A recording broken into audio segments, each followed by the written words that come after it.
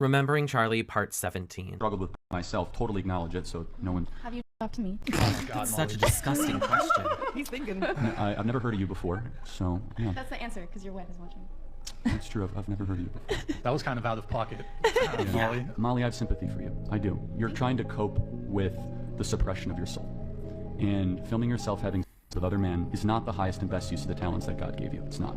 And That is a talent God gave me. well, it's not the highest and best use, and it's not a talent, because, as I said, in my belief, that should be saved in a sacred domain. We're not going to agree on that. But I hope you change course. I think you'll be happier and more joyful, and I pray you don't have to suffer too much to realize it. Ugh. Yes, that was such a good response.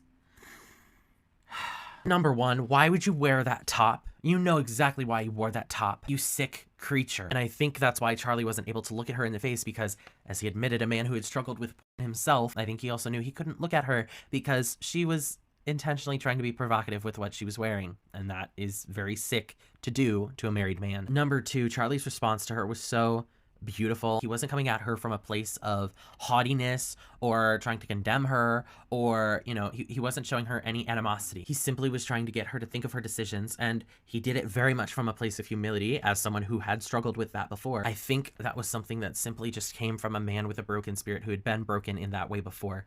And, you know, it's just...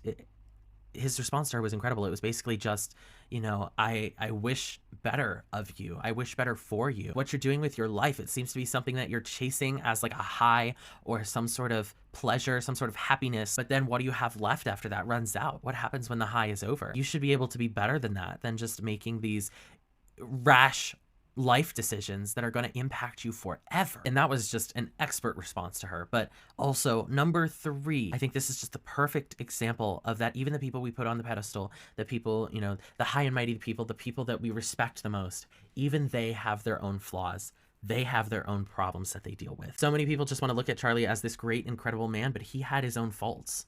He was not a perfect man by any stretch of imagination. And that's okay, because in a way, it makes him more relatable and more human and more real. Like, to be able to see him speak from such a place of conviction and such a place of personal brokenness really spoke numbers. And unfortunately, it's something that you don't see a majority of people, especially in the realm of politics, do online. To be able to just speak from a place of brokenness and from a place of recognizing your faults and your problems and realizing that you're no better than anybody else. There are so many people on the internet who just want to uphold this high and mighty persona and this like, I'm better than you outlook.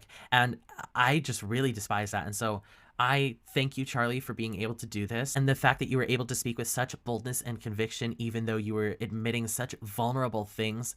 That takes a great deal of strength and a great deal of humility, and for that, I applaud you. Thank you for this response.